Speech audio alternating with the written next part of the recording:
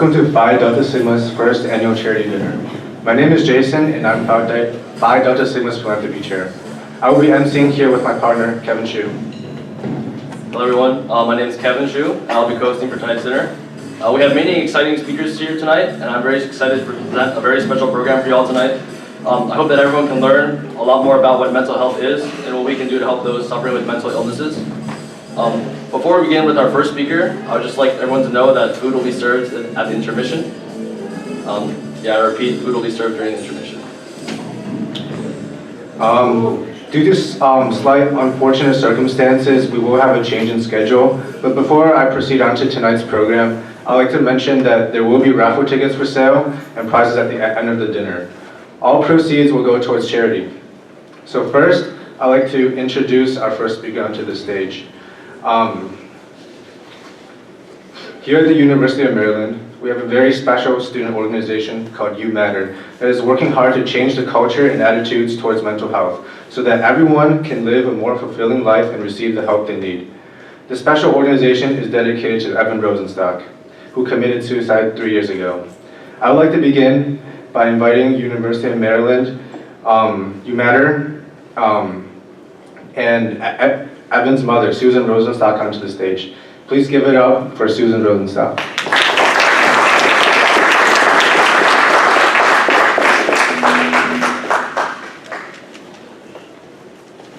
Wow, great. You guys are good.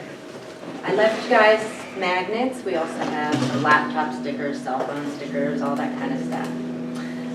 This is Evan, and I want to just thank Phi Delta Sigma for inviting me to speak tonight about how you matter. You Matter is truly a grassroots, organic effort. I'm thrilled to have the students from the original You Matter Club as part of this. Edmond Lee will be here shortly, and Alex Sandler and Dean Shiloh. Tonight's event is to promote philanthropy, academic prestige, and professionalism in order for the fraternity members to prepare for future endeavors and challenges. Built on honor and venue, I'm truly humbled to continue the mission, be open about mental health and mental illness, and encourage a common language while promoting change on an international level. Evan, my 16-year-old son's downward spiral, began in February 2013.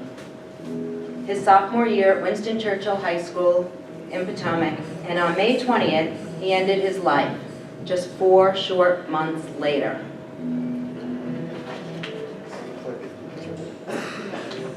Okay. This journey UMTTR has created is, double-sided. With me now? Evan had a basketball injury that led to depression, medication, therapy, and then suicide. Until that time, he never suffered depression, never took medication, was always happy and very healthy. On May 20th, as my life changed forever, so did our community. While attending a Survivors of Suicide Loss group, I was given a little pamphlet for me to cope with the first few months. Out of that pamphlet, I quote, "The American Psychiatric Association ranks the trauma of losing a loved one to suicide as catastrophic, on par with that of a concentration camp experience." I get it. I'm a prisoner in my own body. Evan's friends literally saved my life. This journey UMTTR has created is a generational movement of hope, help, and strength, empowering teens and young adults to let others know you matter. I am lucky. I am fortunate. I had an amazing son. Not only did I think he was amazing, it's obvious his community did too. Friends of Evan were all over the world when this happened, and they started to spring into action because they all said, if it could happen to Evan, it really could happen to anyone. Here's a short video of how UMTTR got started. Just clicking.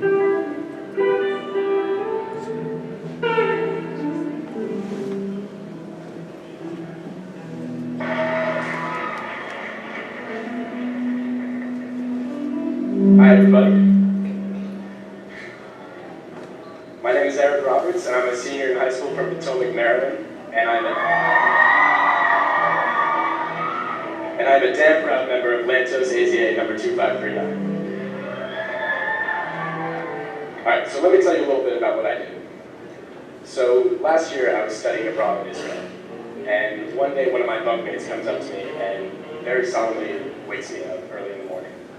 And looks me in the eye and said, "You were friends with Edmond Rosesnstock, weren't you?"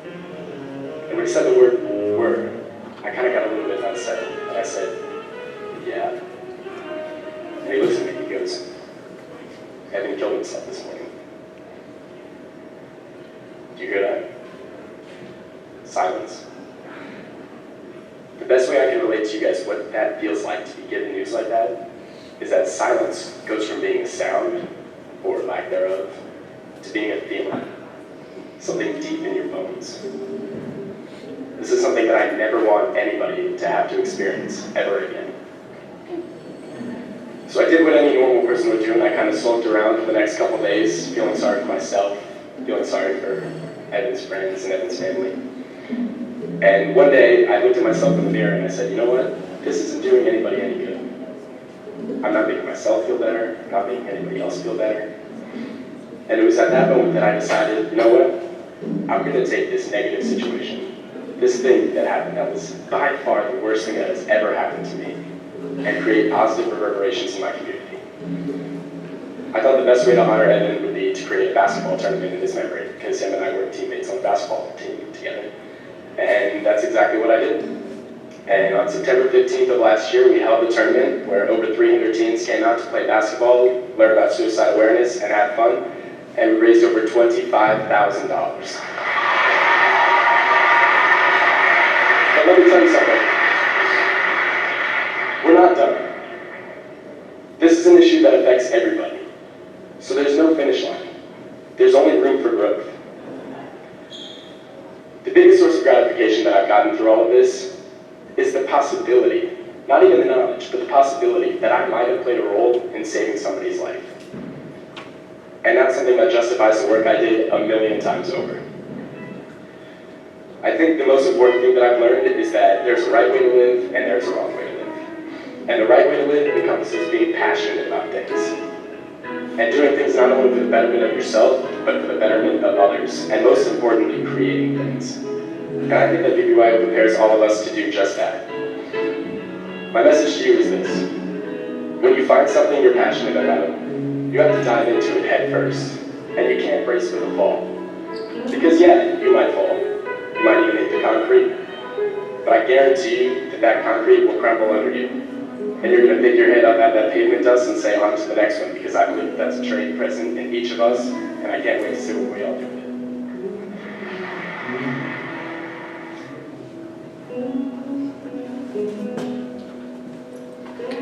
it. That's how You Matter got started.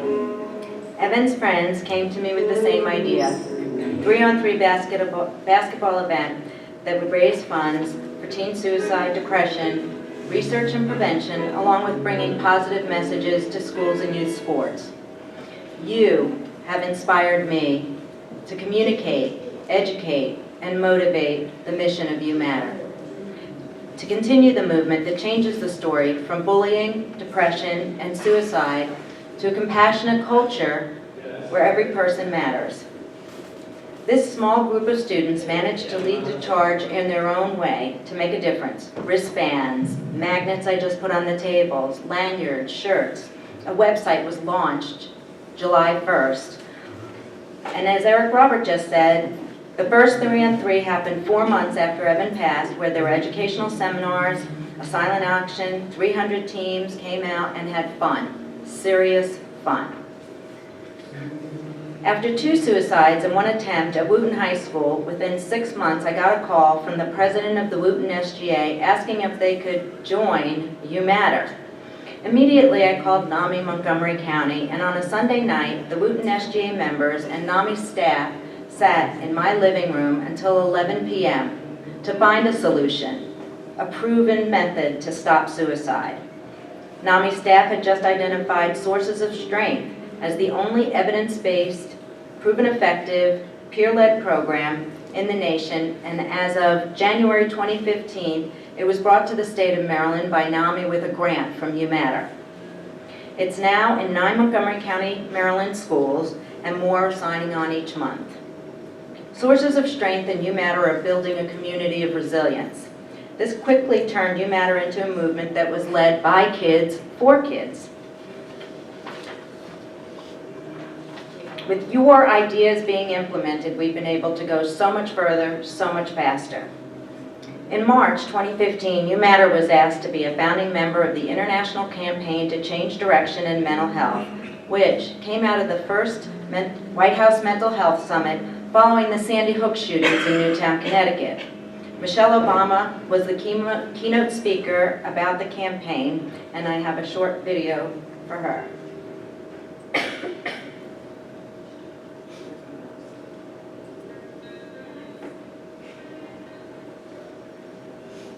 Today, nearly 1 in 5 Americans are living with a mental health condition, from our children and grandparents to our veterans, co-workers, and neighbors. For all of us, our mental well-being is just as important as our physical health. And unfortunately, most of us don't know how to recognize the signs that someone is in emotional distress. And so many of those who are having difficulty can't get the help they need. Together, we can change this. We can start by visiting changedirection.org and learning 5 signs that may mean someone is struggling and needs help. And then it's up to us to show compassion, to reach out, connect, help folks find the hope and the support they need. Together, we can change the story about mental health in America. Together, we can change direction.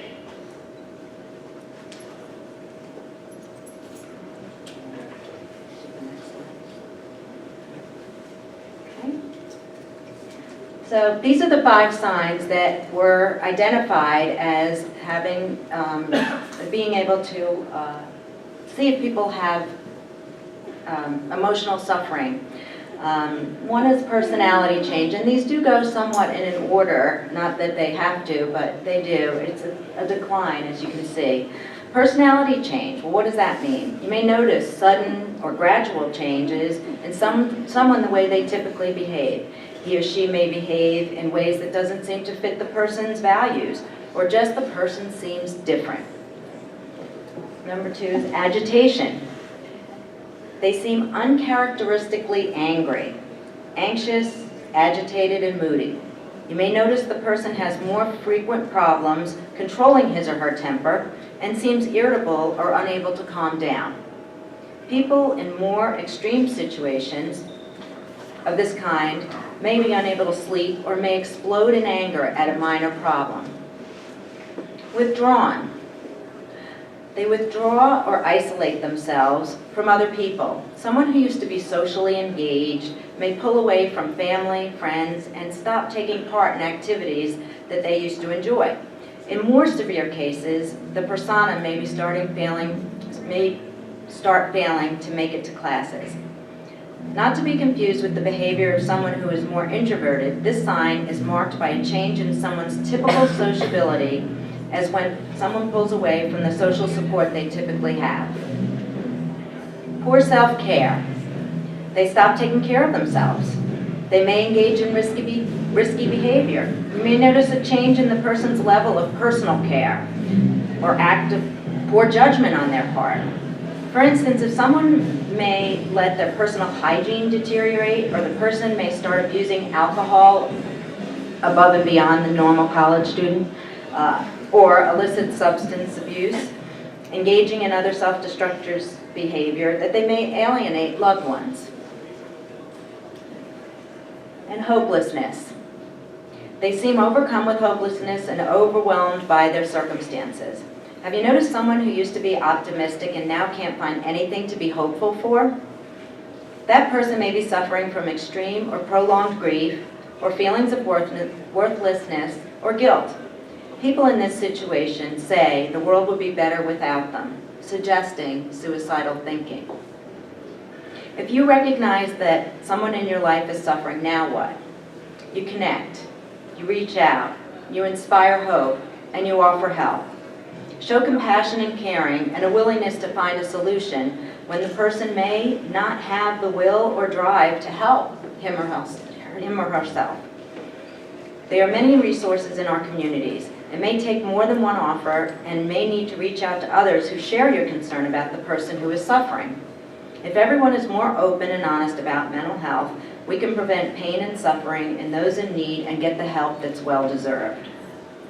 UMTTR pledged to educate 70,000 students within 5 years on these 5 signs. Well, we've managed to educate 52,000 students in our first 6 months and have pledged to educate 250,000 students by 2020. And we're well on our way. How? Because you guys get things done. You are motivated, and you don't want to lose another friend. The impact of UMTTR is immeasurable as clubs are being formed in high schools. We've reached beyond the state of Maryland, and it's being taken to colleges across the nation. I'm so proud of my daughter Allison, who started a UMTTR chapter, along with other schools like University of Maryland, University of North Carolina, Wilmington, University of Hartford, South Carolina, Florida, Duke, UVA, and more. Who would have ever thought? Certainly not me. This was not a club I wanted to be part of. Thanks to Evan's friends and the UMTTR team of champions who gave me the strength and the voice to carry this mission in Evan's memory and help me recognize my new passion. I've been told I'm a force, and to that, I would like to read this poem that has inspired me to continue this quest.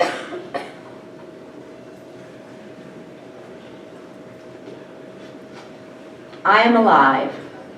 I am alive. I may have lost my brother, my sister, my parent, my child, my spouse, my friend. But I am a survivor of the long, dark night, of unspeakable loss, the unbearable pain of my own darkness. And I am alive. I am unwilling to stand idly by and allow shame to defeat love, or silence to defeat action. I stand for the enlightenment of a society that would hide from suicide, that would avoid, that would pretend, and I am alive. I am unwilling for my perseverance to be in vain, unwilling for the passing of my loved one to be in shame. I love them more than I love myself, and their life will have meaning. In my action, I am resolved, and I am alive. In a world blinded by the pursuit of pleasure, I am here to say there are people in pain. In a world rushing to get ahead, I am here to say people are being left behind. In a world obsessed with the value of the market, I am here to speak for the value of life, and I am alive. This will be no quiet fight, for I am the voice of audacity in the face of apathy. I am the spirit of bravery in a word of action. I am a commitment to action in the face of neutrality. I am out of the darkness, and I am into the light, and I am alive. Thank you.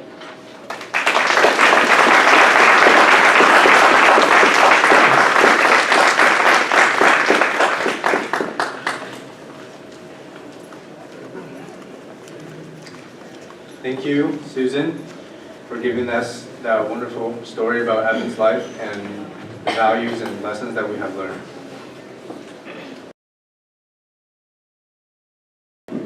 Thank you for the warm welcome, Jason. And like you said, my name is Tali Elitzur. I'm a therapist first and foremost, mostly working with survivors of domestic abuse and sexual assault. However, recently started a nonprofit called Aha Moments, and I'll tell you about that shortly. First, let me give you an idea of what we'll talk about today. I'll give you a little information about the nonprofit. I'll talk to you about mental health and why it's so important for us, especially in the university setting, to talk about mental health. We'll talk about what it means and what exactly you can do so that we don't get to the point like what Sue was saying, like what Aaron was saying, that we lose friends. We don't want that to happen. So I'm going to give you some tools that are going to help you intersect that. First of all, big thank you for Phi Delta Sigma, and can we all give them a round of applause? You guys are amazing. What you've done to raise awareness about mental health is amazing. Also want a big shout out to Falcon Consulting. Are you guys here? Raise your hand if you're Falcon Consulting. So well, there you go. They are currently working on our website, and we are so grateful for them. Let's see. Okay, so let me give you a little background about me and how I came to be so passionate about mental health, because it's not exactly the most exciting topic in the world. It can be kind of sad. Before I was a therapist, I actually spent about a decade in the corporate world hating it. And taking it back even further, when I was younger than you, when I was in high school, I was given the wonderful opportunity to volunteer at a fire department. Loved it. It was so exciting. Imagine being a high school student and you get to ride in an ambulance and get to go on all these calls, and super exciting. But then I was sexually assaulted by my lieutenant, and that just shook my world. It turned everything upside down.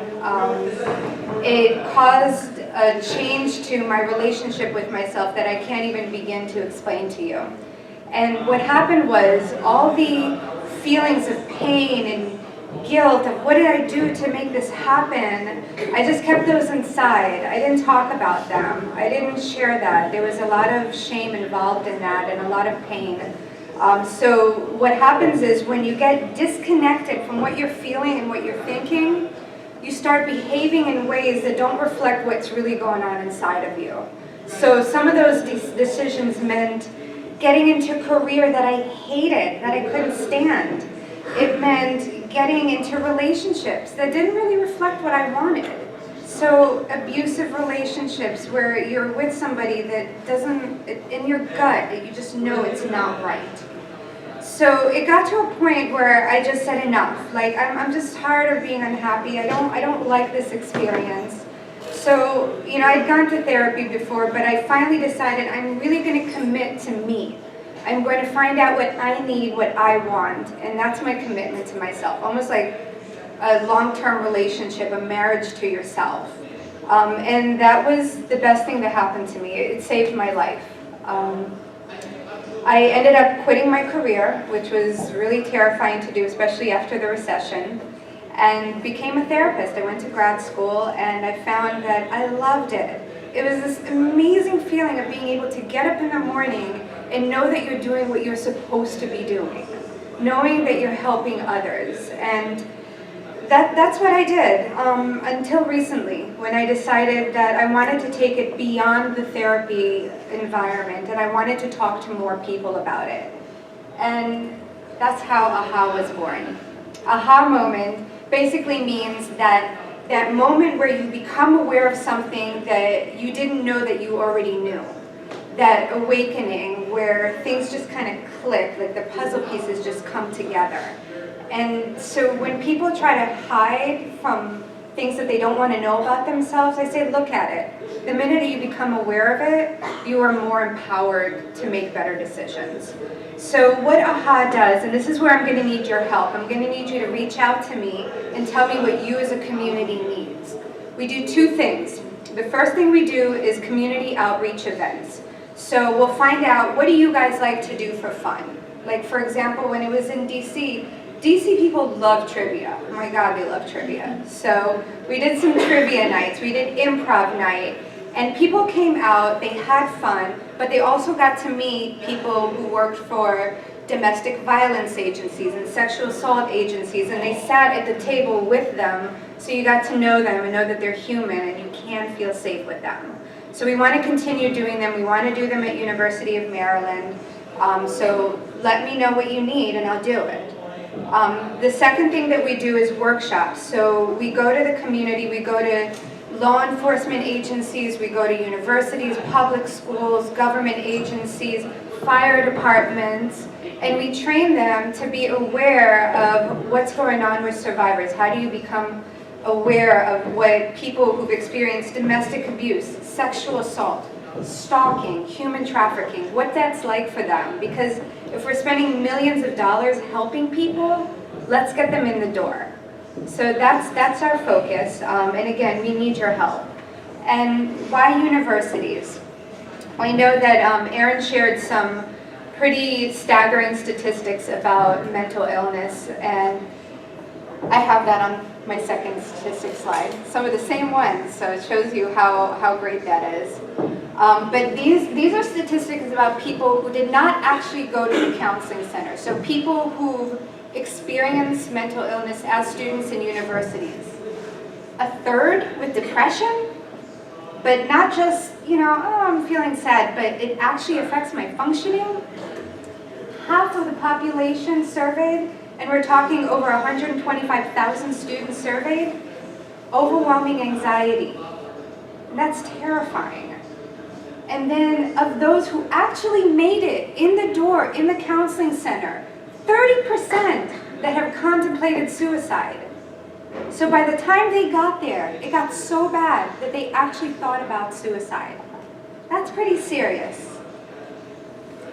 So these are the same statistics that Erin shared, but again, take a look at these numbers. Like, it's everywhere. If you look around the room at some of your peers, if we're looking at 40% and 30% of this random sample of people, those are people sitting here with you as well. So, mental health. It's a big, scary word, or set of words. And when I do workshops and I ask people, what does mental health mean to you? I'm actually going to ask a few people to raise their hand. When I say mental health, what do you think? Throw the words out there. Depression. Depression. What else? Crazy. What else? Anxiety.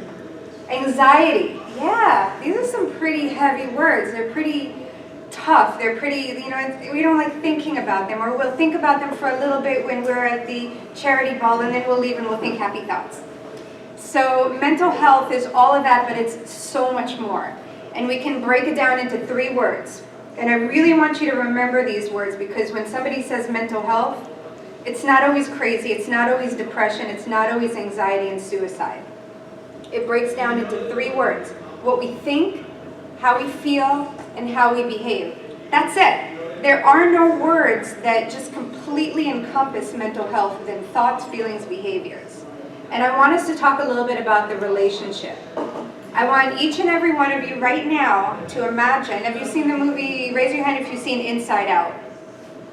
All right, so you know the 5 characters, was it 5 or 4? It's 5, right? Okay, so the 5 characters inside the little girl's head that all kind of interact with each other and have their own personality. So all of you are going to get 3 personalities right now. First one, we're going to call it heart. This is our feeling. This is like the most raw version of who we are and what we're experiencing. This is our feelings. We can't pretend we don't feel a certain way. It is what it is. The second character that you all have in your head right now, we're going to call it egghead. So your thoughts, your cognitions. So what do you think about what you're feeling? What do you think about what somebody else is thinking or saying to you? And then the third one is our behaviors.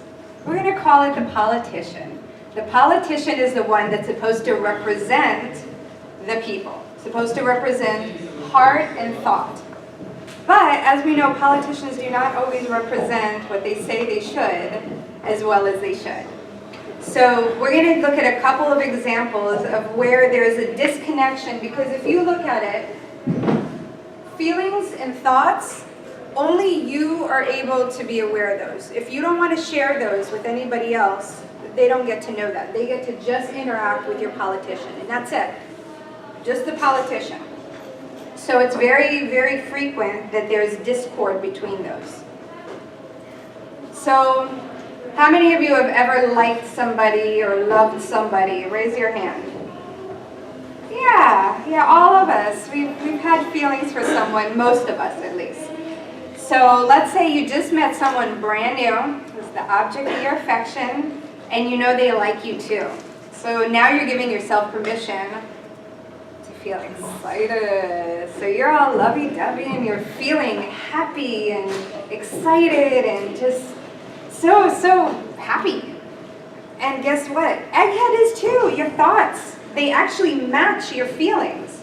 So you're thinking like, my God, how lucky am I? Or how lucky are they to be with me? This is great, this is exciting.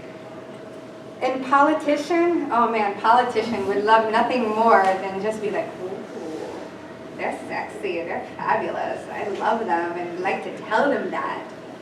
But I had remembered, like, hold on, if I tell them I like them, if I text them all the time, if I'm showing them how much I'm excited about them, they may go running for the hill, they may think I'm coming on too strong.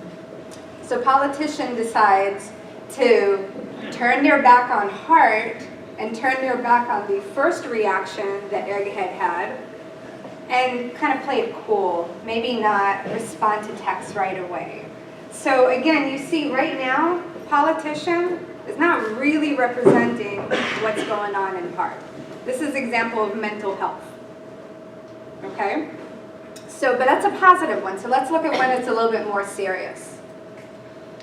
So let's think of the time that we were in high school and we were still living at home with our parents and we were working our tail off to try to fit in school with our classmates, try to do well in our classes, try to be in extracurricular activities, and we're really just doing the best that we can. And then our parents come and they tell us we're not doing well enough. We're not working hard enough. And so we feel angry, like, how do you not see everything that I'm doing? This is not fair. And we're thinking, this is not cool. And we would like to just yell at our parents to just leave us alone, get off our back and trust us to be able to do what we need to do. But it doesn't work that way. We are not brought up that way. And we have to put a smile on our face and pretend like we're thinking and feeling like everything's fine. Sound familiar to people? Yeah? So, let's look at where these three characters exist and why mental health issues happen. So if we think of the three of them on a bullseye, heart and egghead exist right here. In the middle, in the core of who we are, is what we feel and what we think. It's always going to be the core of who we are. But politician gets to jump around a little bit. Politician can exist at like the 9, like right near the heart, where your behaviors actually reflect what you feel and think. Or politician can exist right out here, where it has nothing to do with what you're thinking and what you're feeling. Completely disconnected. And this becomes an issue when heart or egghead are not doing well. We're talking about mental health issues. So in the same way as your body may have a cold, may have the flu, may have diabetes or cancer, the same thing can happen to your heart and your thinking, your emotions and your thoughts. Your emotions could have a mood disorder. So that means it's either a chemical imbalance or some kind of a trauma that happened, even if it's a small trauma, that affects your emotions. And your heart needs a little bit of time to kind of get over it. And then what about your thoughts? So mental health issues with thoughts could be anxiety. If you've ever felt anxiety, you know that you cannot slow your thoughts down. You're thinking, what if this? What if that? Oh my God, oh my goodness, I can't slow down. Like the thoughts just keep coming. That's anxiety. That's a mental health issue, even at its most mild version. It's during times like that that our politician usually exists out here, because we feel like it's not acceptable for other people to know that our feelings and our thoughts are not doing well. So it's during times like that where there's the biggest disconnect. And what do other people see? They just see the politician. They just see our behaviors. They don't see what's going on inside of us, because we grew up learning that it's not acceptable to cry all the time. It's not acceptable to show other people when you're feeling really down. People gravitate towards positive. But it's during those times that we really, really need our politician, our behaviors, to align with what we're thinking and feeling. Because these are times where we need support. You're not going to have a medical issue like cancer and say, I don't want anybody to know that. I can handle this by myself. It doesn't work that way. Not with mental health, not with medical health. And this is what we need to start doing as a society. We need to, for each other and for ourselves, get to the core of things, really get to where the heart of the issue is. And that's with our emotions, and that's with our thoughts. We need to acknowledge them. And if anybody in this room has experienced this, you know that it's so hard, because you really need to feel safe. Like there aren't going to be consequences that bounce back at you before you tell somebody what's really going on inside. So what can we as a community, because we are a community here, what can we do to support each other? We can listen to each other, not listen like, hey, how are you doing? Okay, I don't actually have time, see you later. None of that. We need to really, really be patient and let people have the time to start feeling safe with us, to know that they're going to be supported, to know that there's hope, that I'm not feeling well right now inside. My thoughts, my feelings are not okay right now. But you know what? That's not going to be forever. If I talk to someone, there can be help.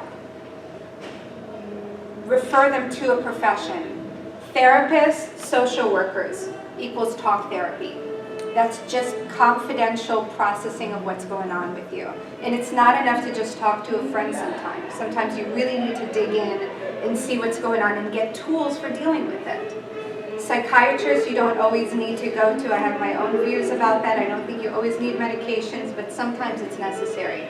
And then psychologists, just differentiating the different professions for you, and psychologists more with diagnosis. So what I would suggest, you can contact AHA. I'll have the information actually up here. We're currently working on our website, but you can email me, you can call me. I'm happy to give referrals.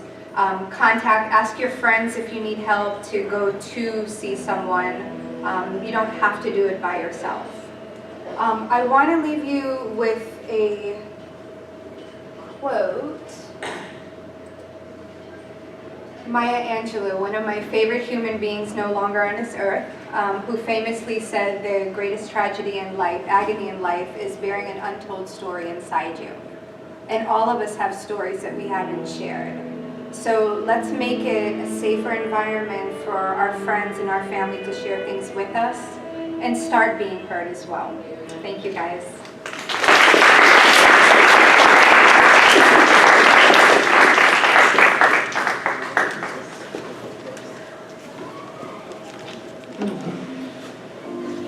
Thank you, Tali, for sharing, for giving us a little insight onto what mental health is and how we can deal with it.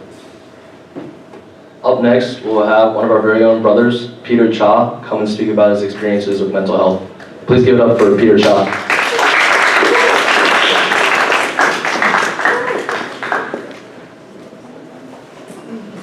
Alright, so let me reintroduce myself. My name is Peter Cha. I'm a sophomore here, and I'm a brother of Phi Delta Sigma Fraternity Incorporated. And I first want to say thank you guys all for coming out to support us. It really means a lot to me, for us as a fraternity, to move forward to do big things in mental health. So where should I start? Some of you guys know the true background of me. Some of you guys just know what I appear as to be. Some of you guys don't know me at all. For those of you that don't know me, I like to think that I'm a guy who is happy, who is always smiling, cracking a joke, laughing, whatnot. The charismatic kid. In high school, I grew up to be one of the popular kids who always tried to fit in with the norm. The kid who always got good grades, the kid who was going to be a prospective college athlete. That was a side of me that I always wanted portrayed. But that wasn't necessarily who I actually was.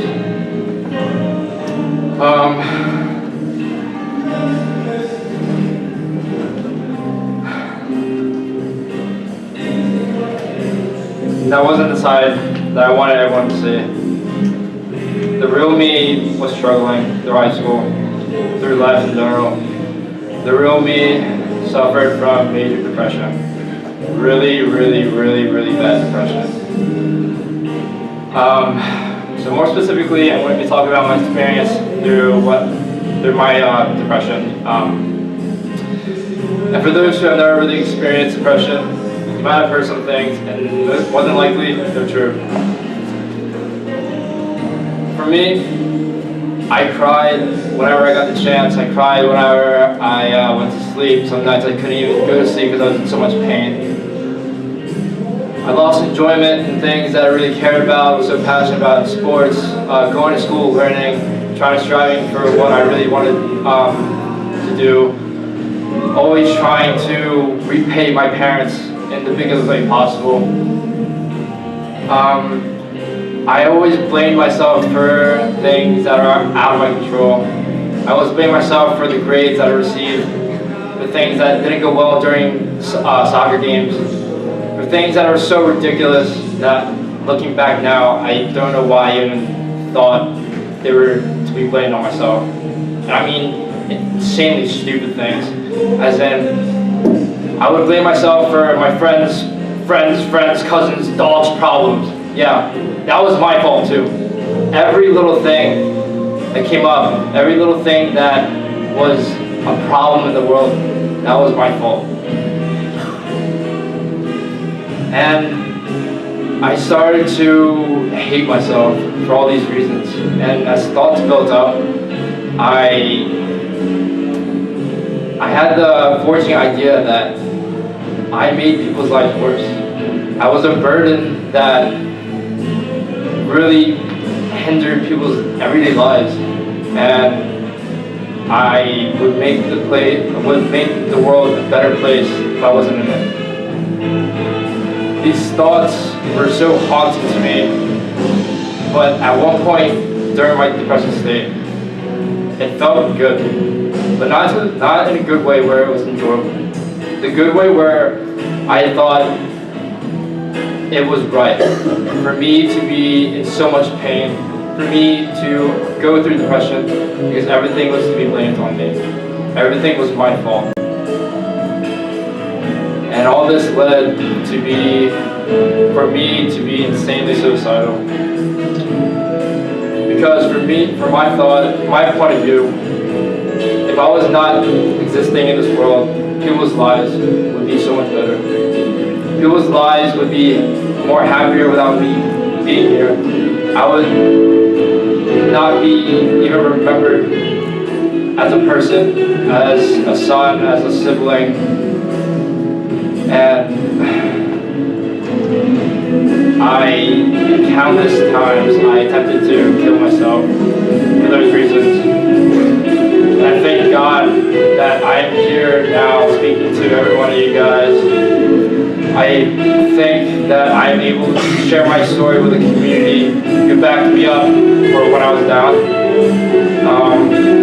And it all started by me reaching out to a close group of my friends.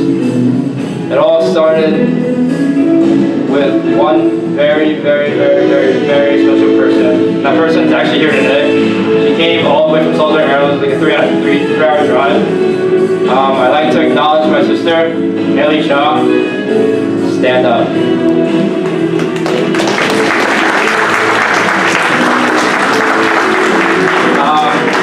I can't describe in words how much she means to me and how much of an influence she had on my life for me to turn things around in a complete 180.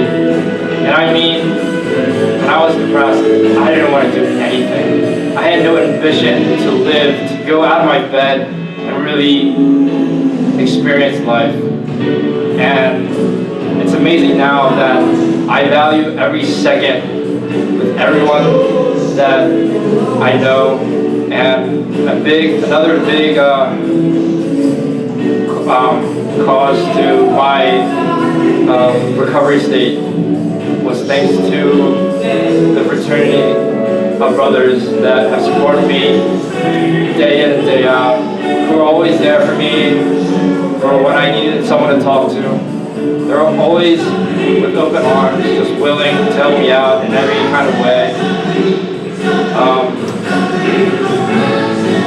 And coming into college, it was really hard for me because I wanted to start anew. And last semester, I met a group of friends who, without a doubt, are one of the most genuine people on this earth.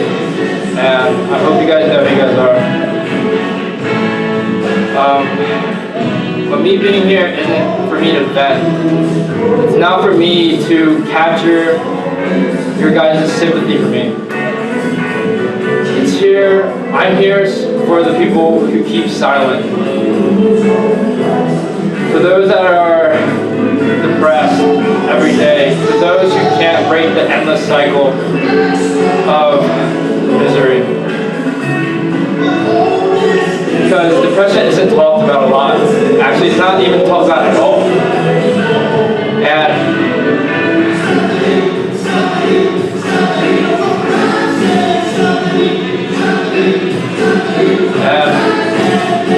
if you try to go out and talk to your friends about depression, opening up, you're always so worried that they will turn you away, they will turn their backs on you, and that they want to return.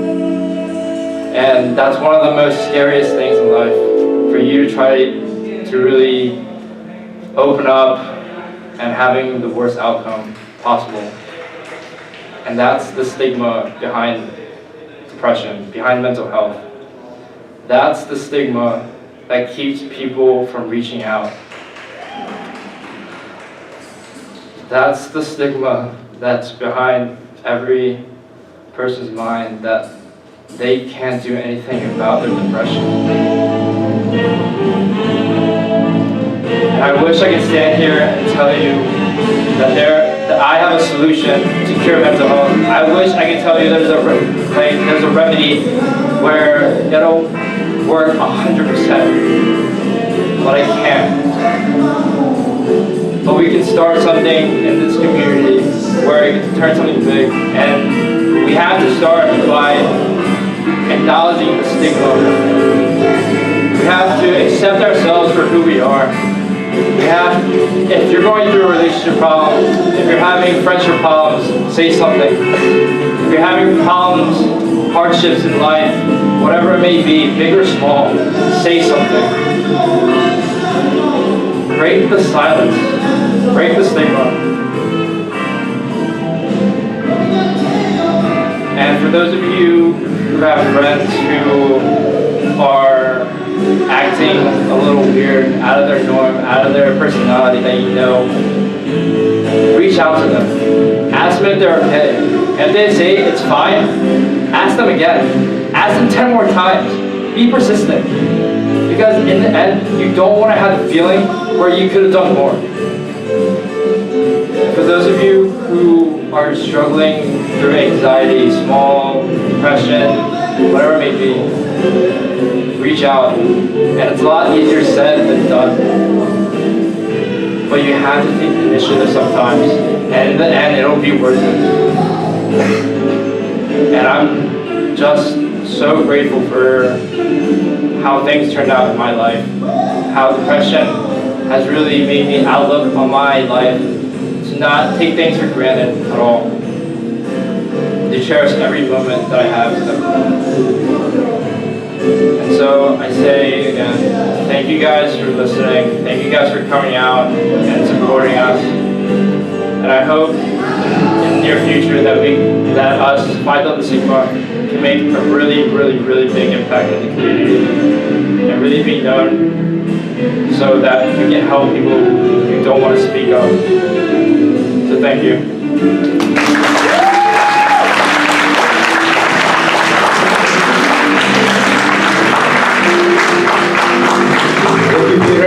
For coming up and speaking to us about your problems. We really appreciate you in the fraternity, and we hope that in the years to come, we can be your support group for life. Last but not least, we would like to invite the president of UMatter at the University of Maryland chapter, Edmond Lee, to come up and say a few words about UMatter as an organization on campus. Please welcome Edmond Lee.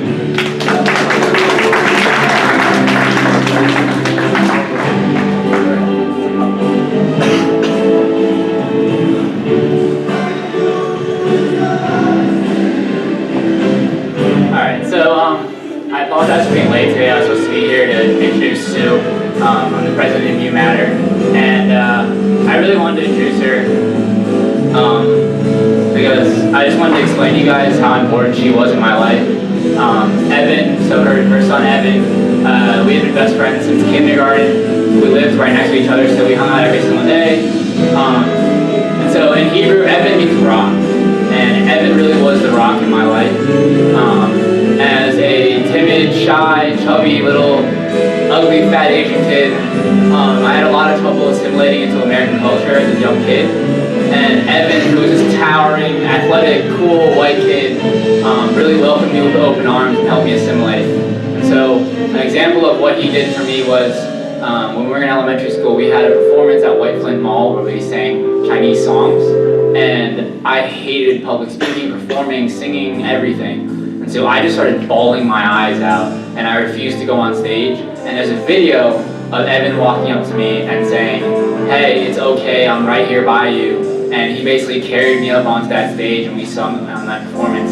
And that's what Evan was for my life. And he really changed who I was. And the part of Evan that was so amazing was his motivation, his drive, his competitiveness, his aggression. And I'm so happy that I got to meet him and to be friends with him, because those are the parts that have come on to me, and I've become so much of a better person. And that's why Sue's so important to me, because Sue's the person who raised Evan and taught him all those things. So I just want to reiterate how important Sue is in so many people's lives. But I just want to tell you my brief story, just to kind of give you my experience and hopefully save you from some pain. So it was my sophomore year where this all happened. I woke up to a text the day of my HSAs, and it said, from my brother, it said, "Did you hear about Edmond?" And my first thought was, maybe he got drafted to the NBA, or something amazing happened with basketball at school. But instead I walked downstairs and I opened my phone and I looked at Facebook and I saw all the rest in peace Evan messages. And I remember just, as Aaron mentioned, being paralyzed, being shocked.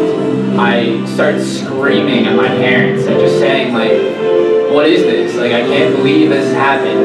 You hear about suicide all the time, but it doesn't impact you the way it does until it happens to someone you know. It becomes so much more real. So for me, being a sheltered kid who lived in Potomac, I had never heard about suicide or mental health or depression or any of these things. My life was pretty good. I never was upset. I just really enjoyed life. But after this, I got sent on a really different path. For the next 2 years, I was depressed. My senior year of high school, I spent almost every single day in the counselor's office. I just really couldn't deal with life at that point. I had always been someone who, my identity was my grades. In Asian culture, as a lot of you guys know, it's just imprinted on you from a young age that it's about education, it's about doing your best, about making your parents proud, about getting those A's, about being someone you can be proud of. So the senior year with college applications, not going the way that I thought they would go, really struggling with grades, you lose a lot of your identity. You begin to question yourself. You say, you know, like, am I as great as I thought I was? Am I someone who I can be proud of? And the biggest struggle for me that I'm looking back now is I've always been someone who, I told my parents everything. About the girls I liked, about the struggles I had with friends. I always had open communication with them, and that's really what carried me. But I knew that I couldn't bring this home. My parents are immigrants from Korea. They've never been exposed to mental health, depression, or any of these things. So I wasn't holding it against them. I just knew that they wouldn't understand what I was going through, and I just didn't want to have that awkward conversation. But one day it just got to the point where I said, hey, it's driving me crazy, and I need to talk to them about this, and I just couldn't hold it in anymore. And I went home and I said, I sat my parents down and I said, hey Dad, I'm depressed.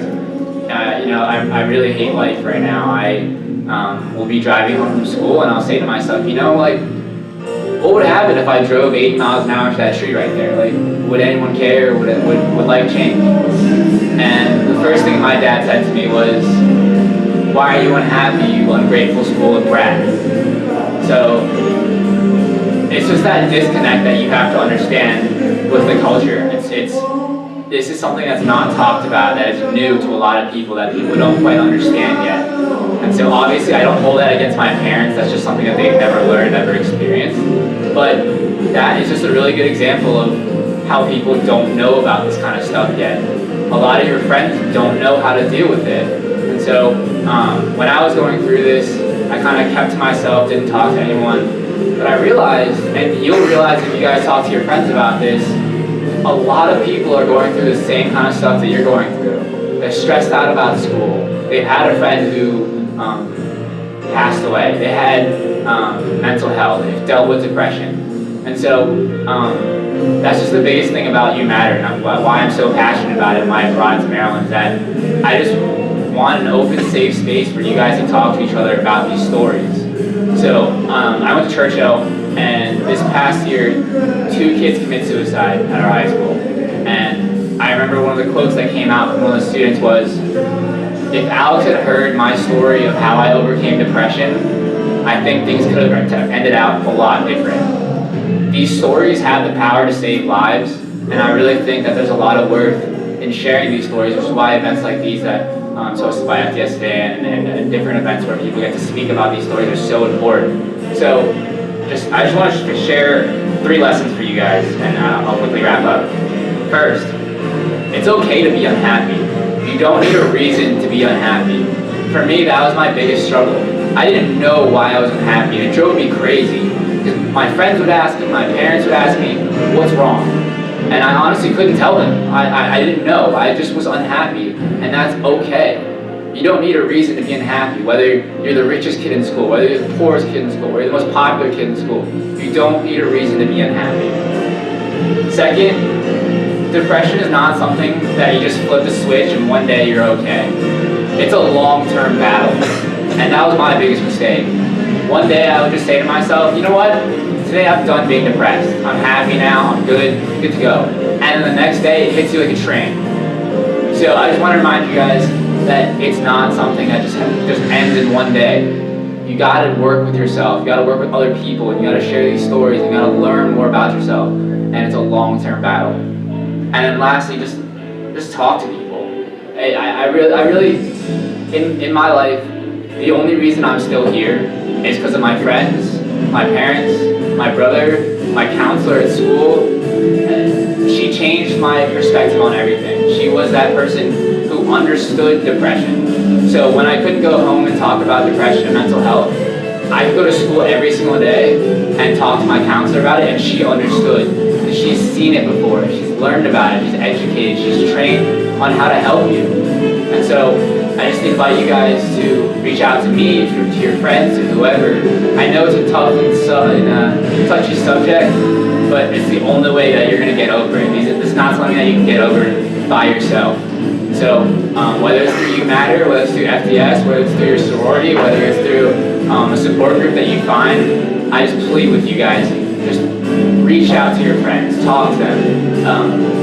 It doesn't have to just straight out and be, hey, let's talk about your depression today. Just start with a normal conversation. When I was depressed and I had a bad day, I just wanted someone to talk to me. You can literally just bring up anything, like, hey, did you see the football game yesterday, or just whatever. And so that's the main thing that I have for you guys today, is the importance of talking to your friends and talking to other people, and making sure that your story has the power to help other people, while the stories you can hear will also help you. That's all.